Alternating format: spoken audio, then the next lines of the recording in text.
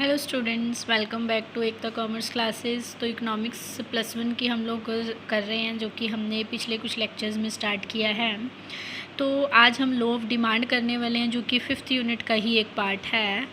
हम लोग फंक्शंस हमने पिछले लेक्चर में पिछले 3 और 2 लेक्चर्स में डिस्कस किए हैं। तो अगर किसी की वीडियो मिस हो गई हो तो वाई बटन पर क्लिक करके चेक कर सकते हैं और वीडियो देख सकते हैं, ताकि आपको लॉ ऑफ डिमांड अच्छे से क्लियर हो जाए। तो लॉ ऑफ डिमांड, हम लोगों ने डिमांड में प्राइस के साथ रिलेशन देखा था फंक्शन वाले टॉपिक में, जो कि प्राइस ऑफ द कमोडिटी और own price of the commodity which is one of the factor to affect demand.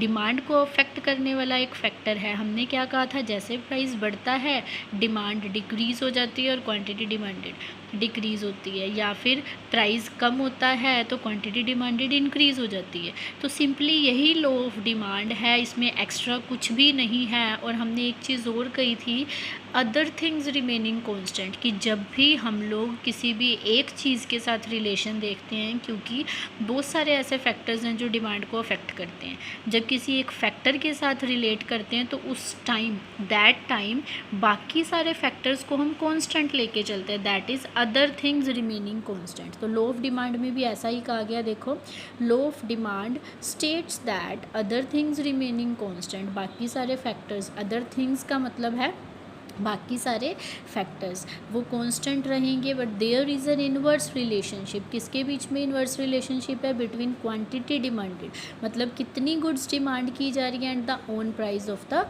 Commodity, और कोमोडिटी का प्राइस कितना है, उसके बीच में इन्वर्स रिलेशनशिप है। मतलब शेड्यूल की हेल्प से हम देख रहे हैं, जो कि हम वीडियो में डिस्कस कर चुके हैं पहले भी। शेड्यूल क्या होता है, कर्व क्या होता है। अगर किसी ने वीडियो ना देखी हो तो वाई बटन पर क्लिक करके चेक कर सकता है, आपको क्लियर हो जाएगा। तो अभी हम क्या कह रहे थे कि इन्वर्स रिलेशनशिप है, other things remaining constant. Inverse relationship किस में है? Price and the quantity demanded. देखो यहाँ पे कमोडिटी एक्स है, उसका प्राइस डिक्रीज़ हो रहा है 10 से 9, 9 से 8। तो क्वांटिटी पहले जब 10 रुपीज़ प्राइस था तो 100 यूनिट्स डिमांड कर रहे थे, 9 होते ही क्वांटिटी डिमांडेड इंक्रीज़ हो गया, और जैसे ही प्राइस और डिक्रीज़ हुआ क्वांटिटी डिमांडेड और इंक्रीज़ होगी। तो यहाँ पे हम देख रहे हैं इन्वर्स रिलेशनशिप है। ऐसा ही होता है जनरली, हम भी कुछ मार्केट में परचेज़ करने जाते हैं तो मुझे लगता है अगर प्राइस थोड़ा कम है तो मैं ज़्यादा यूनिट्स ले लेती हूँ, अगर मुझे लग रहा है कि प्राइस थोड़ा ज़्यादा है तो मैं अपनी डिमांड को डिक्रीज़ कर देती हूँ। तो इन्वर्स रिलेशनशिप होता है, और अगर प्राइस इंक्रीज़ होता है तो डिमांड कम हो जाती है, क्वांटिटी डिमांडेड कम। और कर्व में हमने एक चीज़ बोली थी कि ये जो कर्व है डाउनवर्ड स्लोपिंग, डाउनवर्ड स्लोपिंग होता है। देखो, अब लॉ ऑफ डिमांड को एक्सप्लेन करने के लिए हमने कर्व बनाया। अब यहाँ पे मैंने देखो ये फिगर्स लेके नहीं बनाया है, तो ये कंपलसरी नहीं है कि हमने फिगर्स लेके बनाना है, हम लोग फ्री हैंड भी बना सकते हैं, वो ईजी रहता है फ्री हैंड बनाना। तो मेरी सजेशन यही रहेगी कि आप लोग हमेशा फ्री हैंड कर्व ही बनाए, इसमें आपके मार्क्स डिडक्ट नहीं होंगे। तो देखो यहाँ पर हमने क्या था, पहले प्राइस था OP प्राइस था, यूनिट्स डिमांड हो रही थी OQ। तो ये हमारा पॉइंट था। जैसे ही प्राइस OP से OP1 डिक्रीज़ हुआ, डिमांड क्या हुई, OQ से OQ1 हो गई डिमांड। तो देखो यहाँ पे क्या हुआ, हमारा कर्व ये पॉइंट बन गया, पहले A पॉइंट था दिस वन, अब B पॉइंट पे हमारा आ गया है ये, क्योंकि प्राइस के कम होने से डिमांड इंक्रीज़ हो गई है। तो कर्व कैसा बन रहा है, this one, D curve. Demand curve is downward sloping. Downward sloping मतलब ऊपर से नीचे आ रहा है, और हमने ये पहले पढ़ा भी था कि demand curve is always downward sloping. कुछ एक्सेप्शंस होती हैं, वो हम फर्दर डिस्कस करेंगे। किस वजह से हो रहा है ये? Because of the inverse relationship. Inverse relationship और नेगेटिव रिलेशनशिप भी समटाइम्स लिखा होता है, बोथ आर सेम। तो ये लॉ ऑफ डिमांड है, जो कि क्या कह रहा है, बाकी सारे फैक्टर्स कांस्टेंट रहेंगे, प्राइस के साथ क्वांटिटी डिमांडेड का हमेशा इन्वर्स रिलेशनशिप है, नेगेटिव रिलेशनशिप है, और कर्व हमेशा डाउनवर्ड स्लोपिंग बनेगा, एक्सेप्ट कुछ एक्सेप्शंस को छोड़कर। देखो कर्व को मैंने एक्सप्लेन कर दिए, जैसे प्राइस डिक्रीज़ हुआ क्वांटिटी डिमांडेड इंक्रीज़ हो गई है। तो इसके अंदर कुछ एजम्पशंस, जब हम कोई भी लॉ पढ़ते हैं तो उस टाइम हम कुछ सपोज करके चलते हैं। सपोज मतलब कुछ एज्यूम करके चलते हैं, एजम्पशंस मतलब कुछ मानना मतलब सपोज करके चलना। कोई भी लॉ करेंगे हमेशा यही पढ़ेंगे, काफ़ी लॉज पढ़ने हैं हमने माइक्रो इकोनॉमिक्स में। तो यहाँ पे सिंपल एजम्पशंस जो हमने मीनिंग में पढ़ा है, अदर थिंग्स रिमेनिंग कांस्टेंट, ये हमारी एजम्पशन ही तो है कि जो बाकी सारे फैक्टर्स हैं वो हम ये मान के चल रहे हैं कि कांस्टेंट है। एक्चुअल में वो कांस्टेंट नहीं होते हैं मार्केट में, हम अपने लॉ को एक्सप्लेन करने के लिए वो मान के चलते हैं, जस्ट फॉर एग्जांपल और सपोज करके चलते हैं।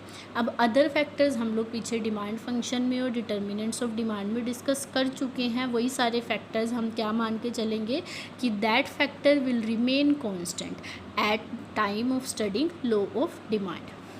मतलब जब हम गुड्स का प्राइस के साथ रिलेशन देख रहे हैं कि प्राइस के बढ़ने से डिमांड कम हो रही है या प्राइस के कम होने से डिमांड बढ़ रही है, उस टाइम मान के चलेंगे कि रिलेटेड गुड्स का प्राइस, लाइक चाहे सब्सटीट्यूट गुड्स हैं चाहे कॉम्प्लीमेंट्री गुड्स हैं, उनका प्राइस क्या रहेगा, कांस्टेंट। और दूसरा कंज्यूमर की इनकम, कंज्यूमर की इनकम का भी हमने अफेक्ट पड़ा था, डिमांड पे पड़ रहा है। इनकम के बढ़ने से डिमांड बढ़ जाती है, नॉर्मल गुड्स के केस में कम होने से कम हो जाती है, तो ये भी कांस्टेंट रहेगी। क्योंकि देखो ऐसा मान के क्यों चलते हैं, क्योंकि ये फैक्टर भी अगर चेंज होते हैं तो हो सकता है कि जो प्राइस के साथ रिलेशन है डिमांड का, मींस लॉ ऑफ डिमांड जो है वो अप्लाई ना करे।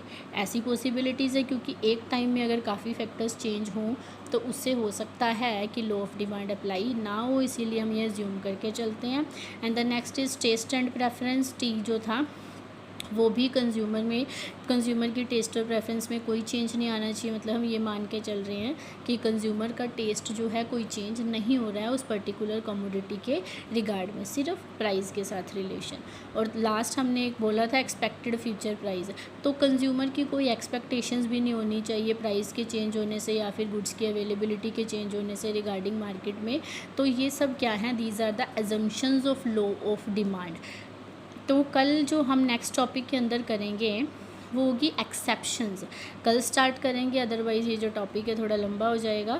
तो लॉ ऑफ डिमांड का मीनिंग पढ़ा हमने, शेड्यूल और कर्व से उसे एक्सप्लेन किया है। और लॉ ऑफ डिमांड को स्टडी करते हुए जो हम लोग एज्यूम करके चलते हैं वो तुम्हें बताया सिंपल याद रखने का तरीका है। अगर आपको फंक्शंस याद हैं तो हम ये मान के चलेंगे कि सिर्फ फर्स्ट वाला फंक्शन जो था that is price of commodity, उसको छोड़ के बाकी सब कॉन्स्टेंट होने चाहिए। These are the assumptions of law of demand. So that's all for today. अगर कोई भी प्रॉब्लम हो कमेंट सेक्शन में पूछ सकते हैं। और अगर वीडियो पसंद आती है तो इसे ज़्यादा से ज़्यादा लाइक, सब्सक्राइब और शेयर ज़रूर करें। Thank you, have a nice day.